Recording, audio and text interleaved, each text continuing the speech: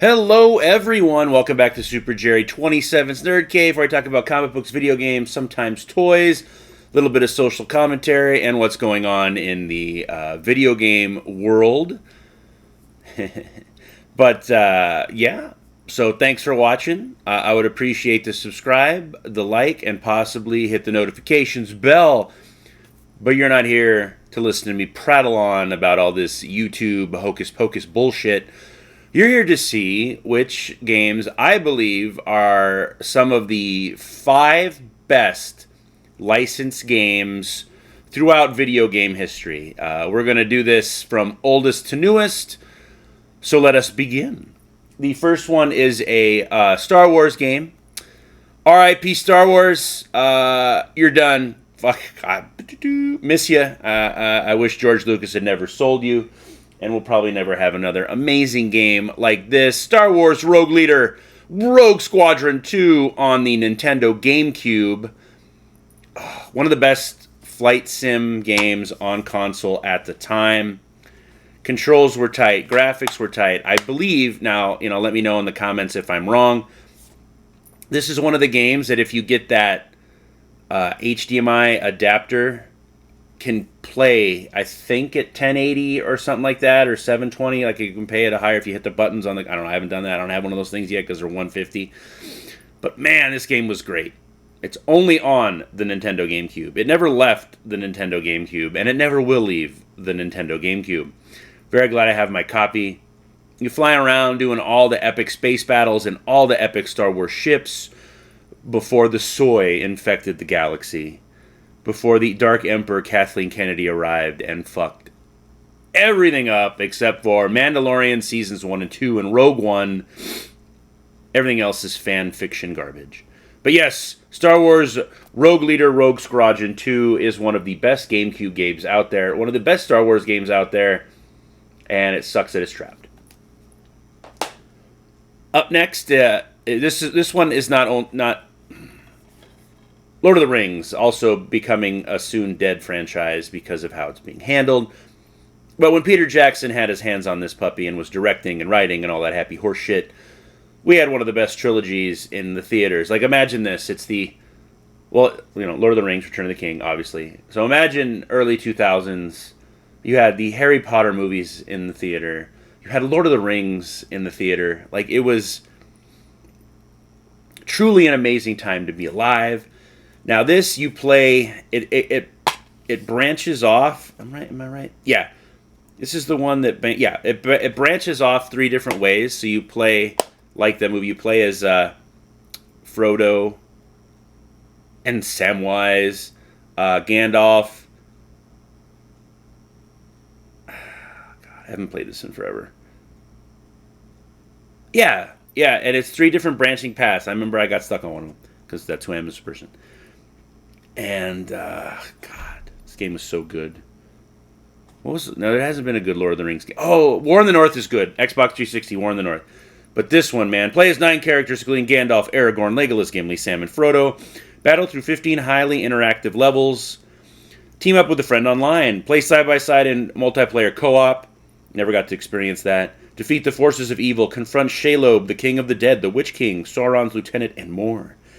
Movie exclusive, the only game with scenes and music from the game. God, I missed this time. Let's see. I know I got this for Christmas, so the parents paid $49.99 from Costco.com. Or just Costco. That's funny. I don't know how they got this on underneath the plastic, because I've got the official Lord of the Rings holo, but that's funny. Oh, I love this game. Probably going to replay it now on my days off. Past that point, I can't pass. This game I play at least once a year.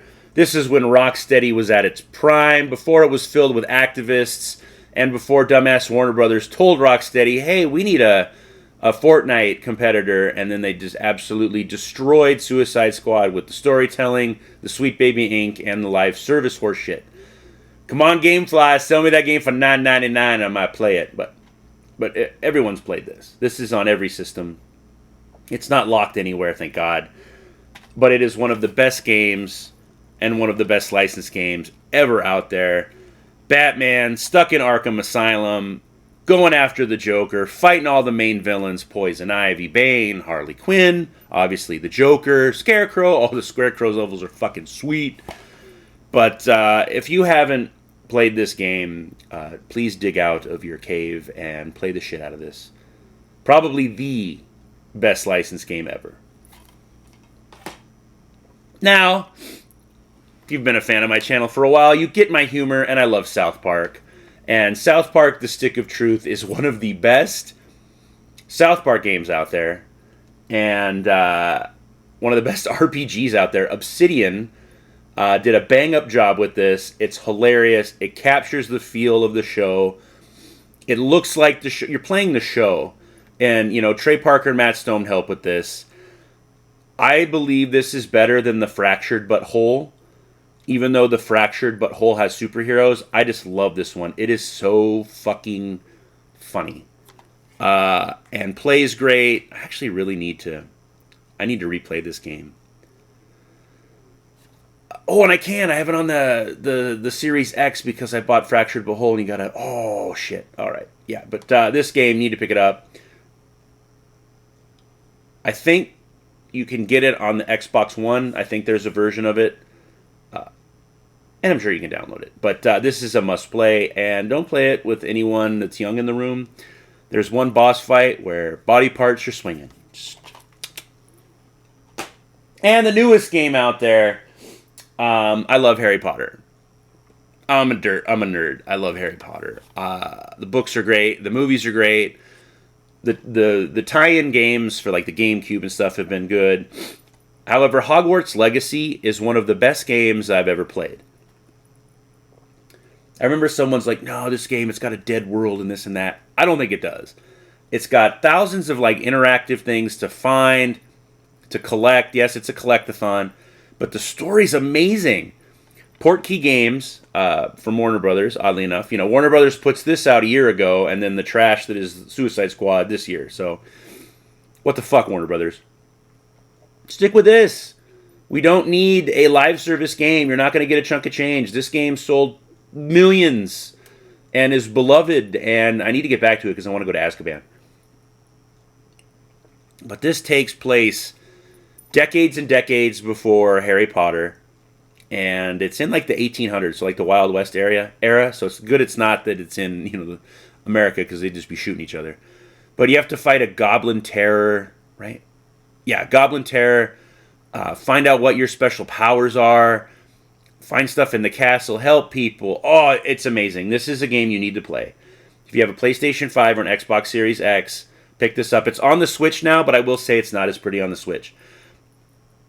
It plays fine and everything, and the cutscenes look good, but it can get ugly. PS5 and Xbox Series X are the way to go, and you need to play this. Who cares what J.K. Rowling said? If you hate her for that dumbass reason, you know, common sense, tough fuck. This is a great game, and I really hope they make a sequel. And I really wish I had HBO Max because they're making a live action of this, but they'll probably fuck that up. But what are your licensed games that you enjoy? Those are 5 that I found that I like. I'm sure that if I go digging, I will find more. So let me know in the comments. I'm always down to play another amazing game if I can find it and the price is reasonable. So like, comment, share, and subscribe, and I will see you all soon in another video.